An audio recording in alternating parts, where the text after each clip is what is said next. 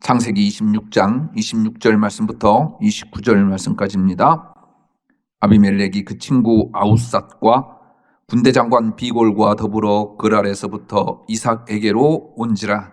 이삭이 그들에게 이르되 너희가 나를 미워하여 나에게 너희를 떠나게 하였거늘 어찌하여 내게 왔느냐. 그들이 이르되 여호와께서 너와 함께 계심을 우리가 분명히 보았으므로 우리의 사이 곧 우리와 너 사이에 맹세하여 너와 계약을 맺으리라 말하였노라. 너는 우리를 해하지 말라. 이는 우리가 너를 범하지 아니하고 선한 일만 내게 행하여 내가 평안히 가게 하였음이니라. 이제 너는 여호와께 복을 받은 자니라. 아멘. 로마와 카르타고와의 벌어진 전쟁을 포에니 전쟁이라고 합니다.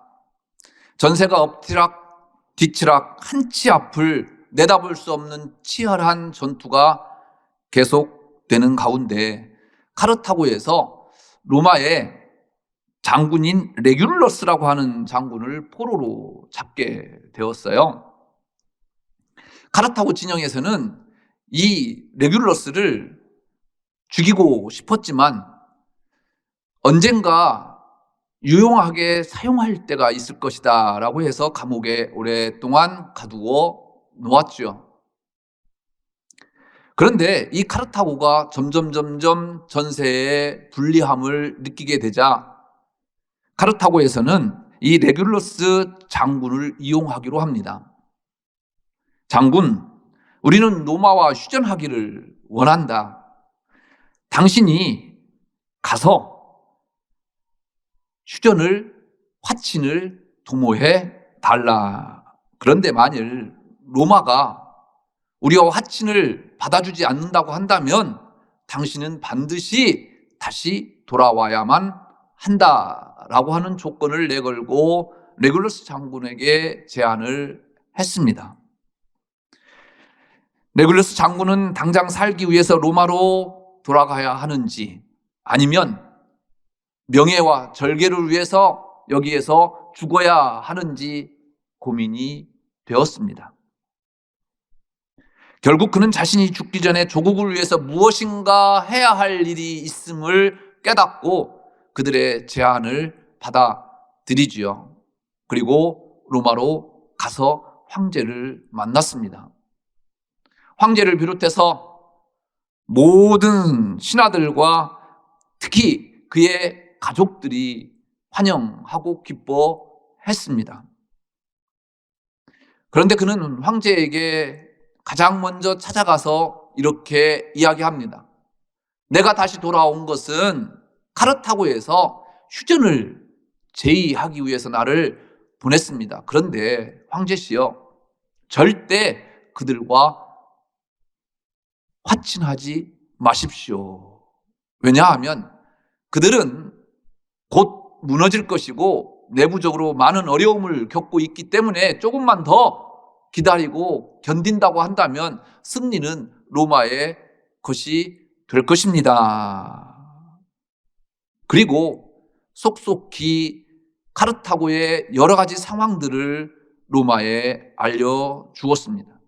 그리고 이 레귤러스 장군은 다시 카르타고로 가겠다고 합니다. 황제를 비롯해서 원로원 의원들과 그 가족들이 눈물을 흘리면서 만류를 합니다. 그때 레귤러스 장군은 기가 막힌 이야기를 합니다. 저는 병들었고 기껏해야 살 날도 많지 않습니다.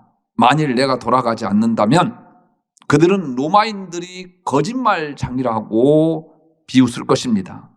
이것은 내 개인이 아닌 로마 제국의 명예와 신의에 관계되는 일입니다. 비록 적과의 약속이지만 지킬 것은 지켜져야 하는 것입니다. 그렇게 작별하고 카르타고로 향해서 그가 기대했던 거룩한 죽음을 맞이합니다. 우리는 매년 매달 매 순간 약속하지만 지켜지지 않는 약속들이 더 많고 작심삼일에 그치는 경우가 대부분이죠. 약속을 지키지 않고도 태연하게 미안하다는 말 한마디면 끝나요. 심지어는 약속을 지키지 않고도 태연합니다. 심지어 하나님과의 약속마저 잊고 사는 우리는 아닌지요.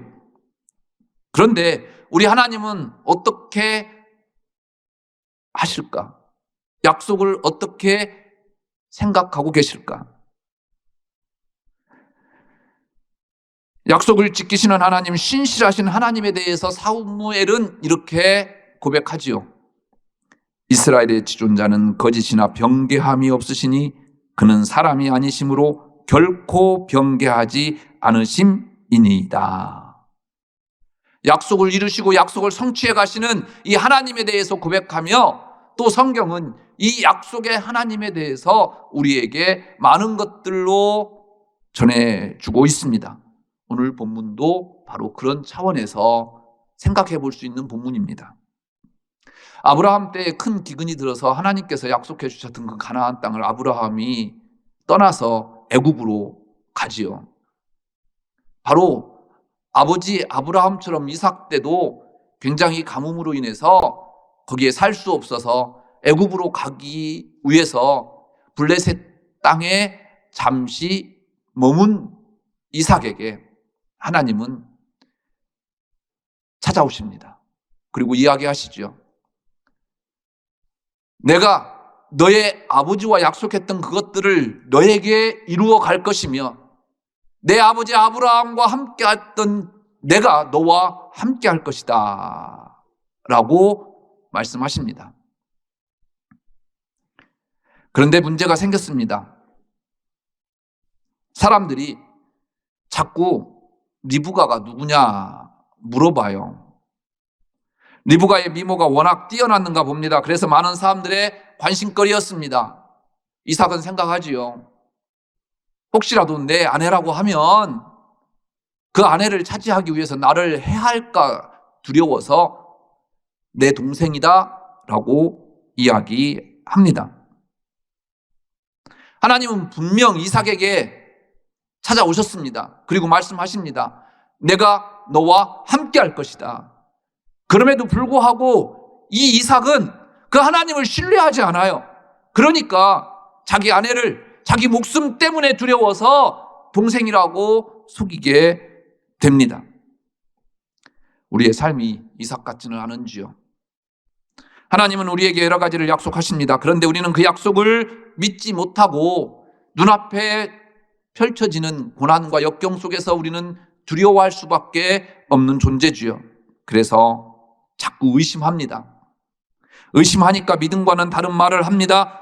의심하니까 믿음과는 다른 생각을 갖습니다. 다른 행동을 합니다. 이삭이 지금 아내를 동생이라고 속이는 것처럼 말이죠. 지금 우리에게 필요한 것이 무엇이겠습니까? 그 하나님을 의지하고 신뢰하는 그 믿음이 그 어느 때보다도 필요할 때가 요즘이 아니겠습니까? 여호사밧은 전쟁에 나가기 전 이스라엘 백성들에게 이렇게 힘주어 이야기하지요. 유다와 예루살렘 주민들아, 내 말을 들을지어다. 너희는 너희 하나님 여호와를 신뢰하라. 그리하면 경고히 서리라. 그의 선지자들을 신뢰하라. 그러하면 형통하리라. 하나님을 신뢰하고 선지자를 신뢰하면 우리가 형통케 된다라는 말씀입니다. 올 한 해 저는 누구보다도 여러분들이 형통하시기를 주의 이름으로 축복합니다. 여러분들이 어느 일을 하든지 어디에 서 있든지 그 하나님의 형통함이 드러나는 인생을 살아가시기를 주의 이름으로 축복합니다. 하나님은 이삭이 애굽으로 가는 것을 막으시면서 이런 말씀을 하시죠. 이 땅에 거류하면 내가 너와 함께 있어 내게 복을 주고 내가 이 모든 땅을 너와 내 자손에게 주리라. 내가 내 아버지 아브라함에게 맹세한 것을 이루어 내 자손을 하늘의 별과 같이 번성하게 하며 이 모든 땅을 내 자손에게 주리니 내 자손으로 말미암아 천하 만민이 복을 받으리라. 이는 아브라함이 내 말을 순종하고 내 명령과 내 계명과 내 율례와 내 법도를 지켰음이라 하시니라. 첫째는 내가 너와 함께 있어서 내게 복을 주신답니다. 둘째는 이 모든 땅을 너와 내 자손에게 주겠답니다. 세 번째는 내가 내 아버지 아브라함에게 맹세한 것을 이루어 내 자손을 하늘의 별과 같이 번성하게 해 주시겠답니다. 네 번째는 내 자손으로 말미암아 천하 만민이 복을 받는다라는 거예요. 할렐루야! 이보다 더 큰 은혜와 감동이 어디 있겠습니까?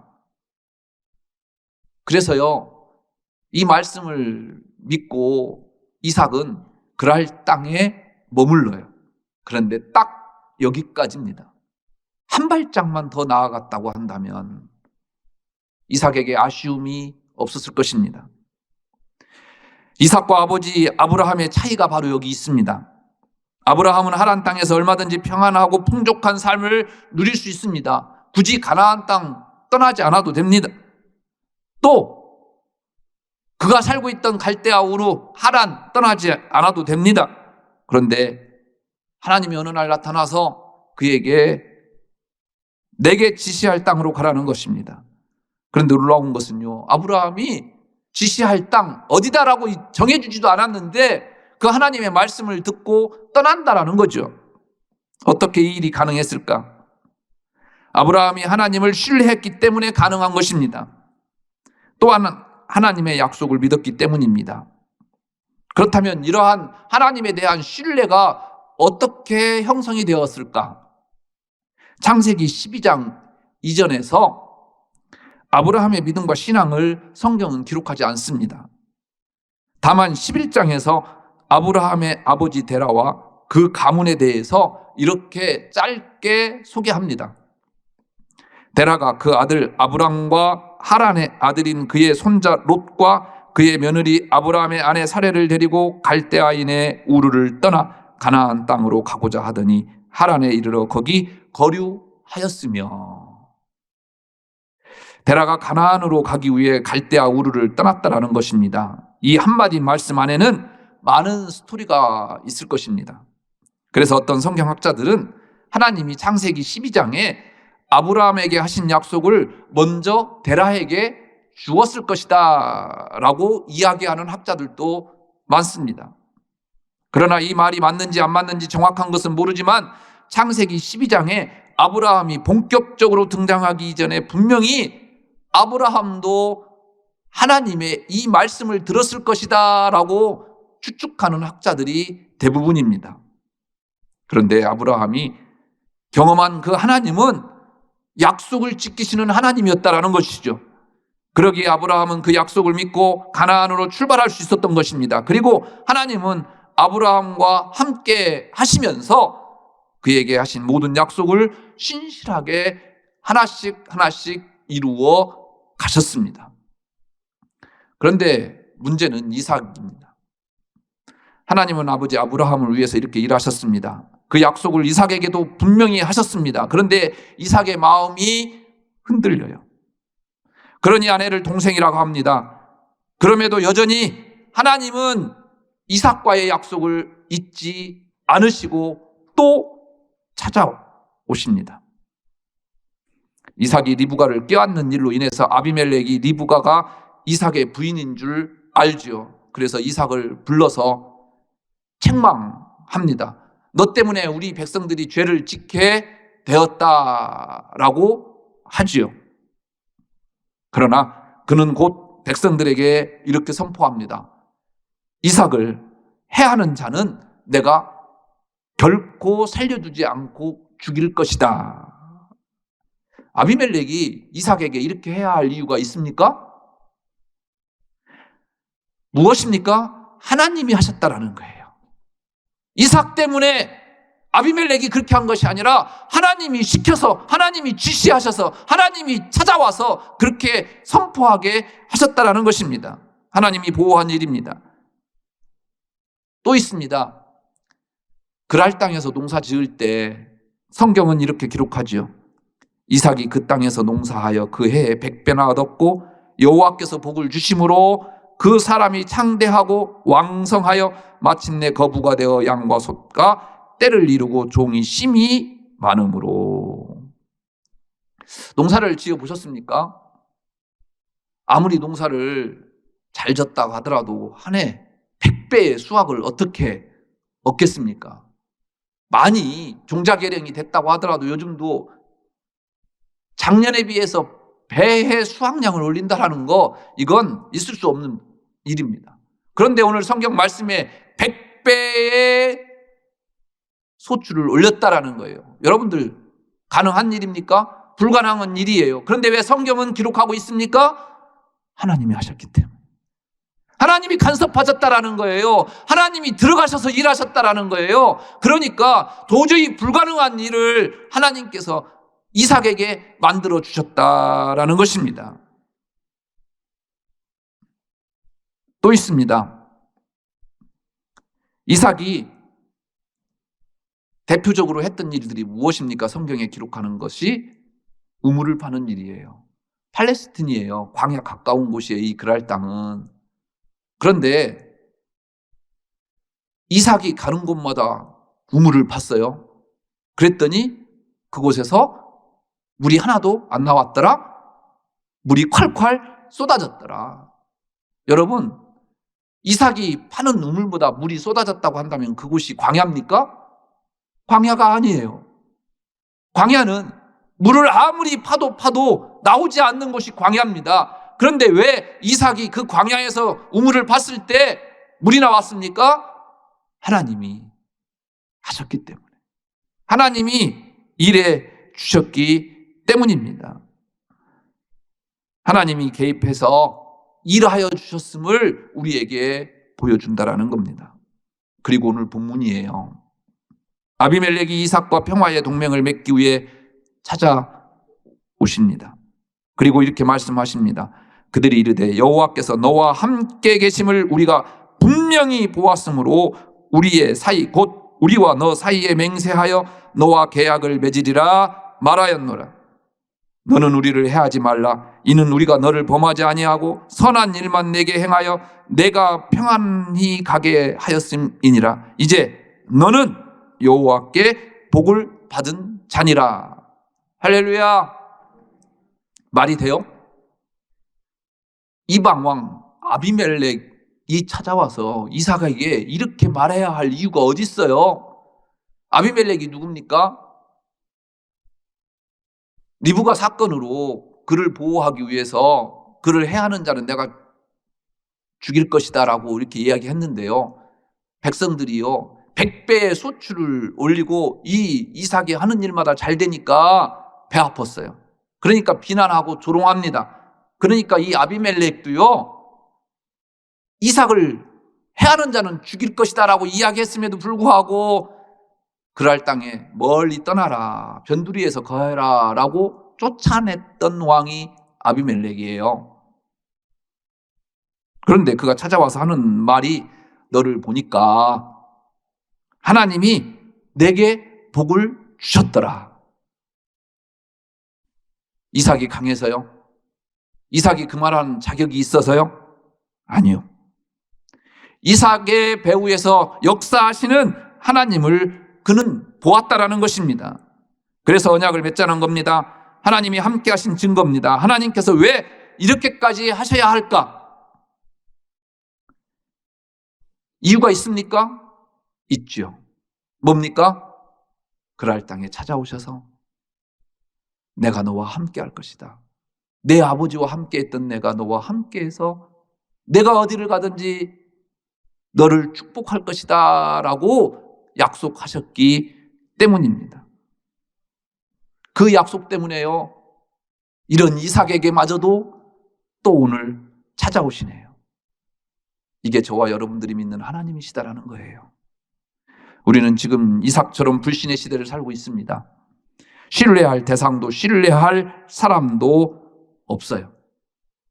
대통령 선거가 얼마 안 남았어요. 여러분들 결정하셨습니까? 참 다들 힘들다고 합니다. 누구를 찍어야 될지. 왜요? 신뢰할 수 없다라는 거죠. 요즘 젊은 세대들은요 롤모델 되는 기성세대를 찾아보기 힘들다고 그럽니다. 죄송하지만 저도 기성세대인데 저를 닮고 싶은 신세대들이 없다라는 거예요. 제 잘못이기도 하겠죠. 그런데 실제로 살아가시면서 여러분들 믿을 대상이 있으십니까? 누굴 믿겠습니까? 이렇게 불신이 일상화되다 보니까 모든 것이 다 신뢰가 안 갑니다. 신앙도 마찬가지지요. 지금 주변에서 들려오는 이야기 가운데 신앙에 대해서, 교회에 대해서 얼마나 부정적인 말들이 쏟아집니까? 또한 우리 마음에 악한 마귀가 의심을 자꾸 집어넣어 주어서 하나님께 대한 신뢰가 조금씩 무너지게 만들 뿐만 아니라 자꾸 교회에 대해서 불평, 불만을 가질 수 있게 만듭니다. 코로나로 인해서 교회의 위기라고들 말합니다. 그런데요, 저는 가급적이면 부정적인 것보다는 긍정적인 말을 하려고 다짐합니다. 그래서 이 코로나 위기 때요, 여러분들에게 부정적인 것보다는 긍정적인 설교들을 하려고 애를 썼어요. 어떻게 하면 여러분들을 한마디라도 더 위로할까? 여러분들에게 어떻게 하면 한마디라도 소망 가질까 생각하면서 말씀을 2년 동안 준비해 왔습니다. 왜냐하면 그 이유가 오늘 본문에 있어요. 이삭에게 하나님께서 이야기하시잖아요. 뭐라고? 내가 너와 함께 하겠다. 권사님, 하나님이 함께하면 끝나는 거 아니겠어요? 이삭의 일이라고 여러분들 아멘도 안 하고 졸리셔요? 지금 벌써 고향에 가 계셔요? 하나님께서 함께 하시면 끝나는 거 아니겠어요, 여러분? 그러니까 걱정하지 말라는 거예요. 얼마 전 한 성도님이 찾아오셨어요. 목사님 죄송합니다. 코로나 때 교회도 잘 못 오고 목사님 뵙지도 못해서 죄송하다고 하시면서, 그런데 참 감사한 일이 있대요. 남편이 그렇게 교회 가자고 이야기했는데 교회는 한 번도 안 왔는데, 저도 교회에 나오지는 못하고 집에서 이제 TV를 틀어놓고 위성으로 이제 유튜브를 통해서 예배를 드리는데 어느 때부턴가요, 남편이 옆에 앉아 있더래요. 권사님 남편 아니라고 아멘도 안 하네? 어떤 성도님이 또 그래요. 코로나가 돼서 집에 있을 시간이 너무 많아서, 옛날에는 밖에 나돌아다닐 일들이 너무 많았는데 오히려 성경 말씀을 더 많이 읽을 수 있고 지금까지 내가 생각하지 못했던 것들을 생각하게 하신다라는 거예요. 그래서 내 신앙을 다시 한번 들어볼 수 있는 기회가 되었고, 그래서 오히려 코로나 때문에 감사하답니다.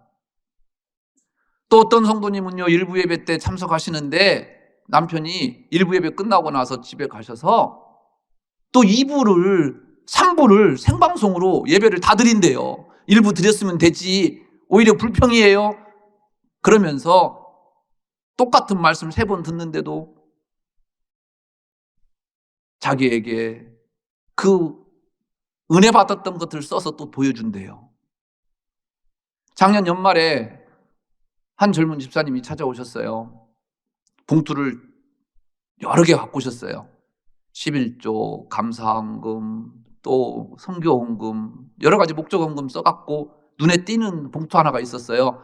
코로나 감사헌금. 이게 무슨 코로나 때 감사할 일이 있느냐라고 이야기했더니, 목사님 작년 연말인데 작년보다 올해가 더 어려웠습니다. 정말 버텨내기도 힘들었습니다. 그런데 그 코로나를 통해서 주시는 하나님의 은혜가 너무나도 커서 하나님 앞에 코로나 감사헌금이라고 적어왔습니다. 여러 가지 헌금 봉투 하나씩 다 쓴 이유는 어렸을 때부터 엄마가, 아버지가 1,000원이라도 감사의 조건들이 다르면 다 봉투를 만들어서 하나님 앞에 그렇게 드렸대요. 그러니까 자기도 그렇게 해야만 되는 것이고 또 그렇게 하는 것이 옳은 일인 줄 알고 그렇게 했답니다. 그러면서 마지막으로 가면서 이런 얘기를 해요. 버텨내기 참 힘듭니다. 그런데 오히려 코로나 때문에 새벽기도 나오고 싶어도 나올 수 없지만, 다른 사람들 눈이 있어서 그날도 주일날이었는데 예배 끝나고 예배 참석했냐 했더니 예배 참석 안 했다라는 거예요. 잠깐 들렸다가 가서 영상으로 예배 드리신다라는 거예요. 그러면서 무슨 말씀을 하시냐면, 요즘 새벽기도 찾아오고 싶어도 찾아올 수 없는데 새벽기도 영상을 매일 올려줘서 순간순간 하루에도 몇 번씩 새벽기도 영상을 통해서 은혜를 받는지 모릅니다. 그래요. 연말이 되면, 연초가 되면 저도 많이 힘들고 고민거리들이 많은데 이런 성도님들 보면서 저는 다시 목회해야 되겠다라고 하는 마음을 가져봅니다. 그리스도인의 힘 무엇일까요? 바로 이것 아니겠습니까?